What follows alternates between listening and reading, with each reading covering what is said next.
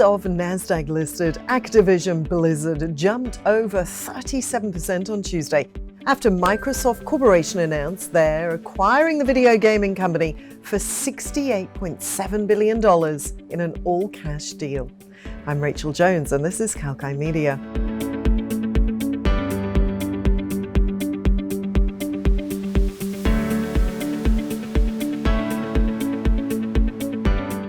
The Santa Monica, California-based company is known for publishing video games such as Call of Duty, World of Warcraft, and Candy Crush.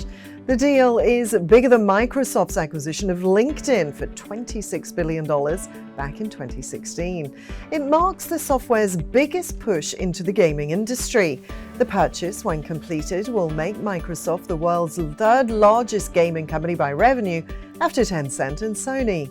Activision Blizzard has been making headlines of late over sexual misconduct involving its executives.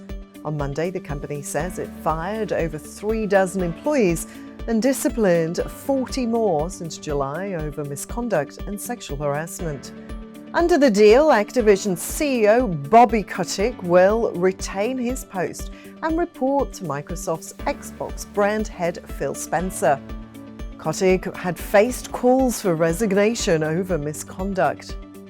Activision has a market cap of $50.93 billion. The stock price rose 5.81% over the last 30 days. The stock saw the highest price of $104.53 and the lowest price of $56.40 in the last 52 weeks.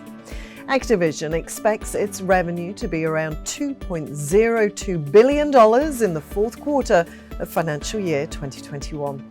Microsoft says it would become the world's third largest gaming company by revenue after the deal concludes.